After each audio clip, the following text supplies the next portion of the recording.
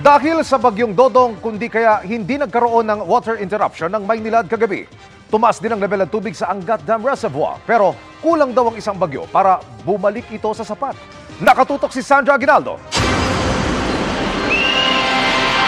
Perwisyo man sa marami ang bagyong Dodong at ilang araw na pag-ulan, sabi ng Pag-asa, dagdag na tubig naman ito sa mga dam reservoir. Tumaas ang water level sa reservoir ng ilang dam, kabilang ang Angat at Ipo, na pinagkukunan ng Maynilad ng sinusuplay na tubig. Ang pag-uulan may dala raw pansamantalang kaluwagan sa mga lugar na apektado ng water interruption ng Maynilad. Kagabi nga, hindi nawalan ng tubig sa mga lugar na apektado nito. Bukod sa alokasyon na nakukuha nila mula sa Angat Dam, dumami ang tubig sa kanilang Novaliches portal dahil sa ulan. Pag umuulan sa may Ipo watershed, yung Ipo Dam, mamimaintain siyang mataas. So basta mataas yung level sa Ipo Dam, kahit konti yung nilalabas ng Angat Dam, naminit niya yung shortfall.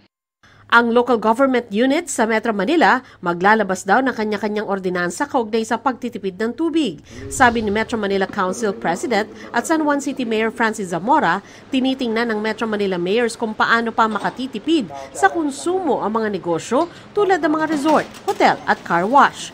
Posible naman kayang umabot sa puntong lalagyan ng cap o limit ang konsumo ng commercial users ng tubig?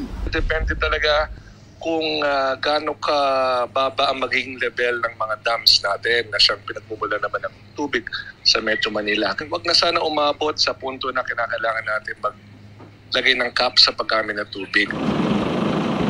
Bago naman matapos ang taon, kailangang mapaabot sa spilling level na 210 meters ang Angat Reservoir para sa pangangailangan sa susunod na taon. Dahil nga sa napakababang level ng tubig ng Angat Dam, kailangan pa rin natin ng 4 hanggang 5 bagyo para umabot ito doon sa 210 meters elevation.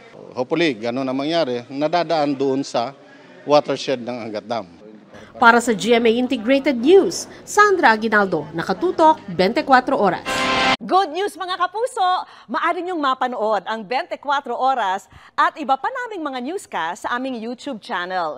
I-click lang ang subscribe button na lalabas sa screen. Sa mga kapuso abroad, maaari niyo kaming masubaybayan sa GMA Pinoy TV at sa www.gmanews.tv.